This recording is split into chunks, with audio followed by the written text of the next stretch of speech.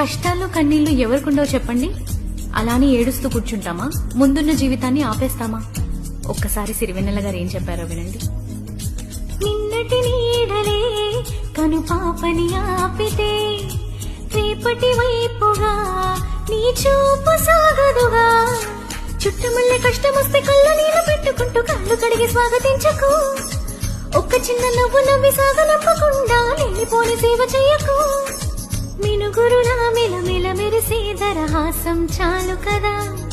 ముసురుకునే నిసి విలవిలలాడుతూ పరుగులు తీయదా.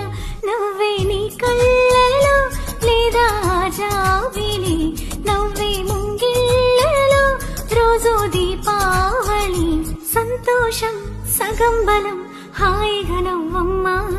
ఆ సంగీతం నీ తోడై సాగవే గువ్వ.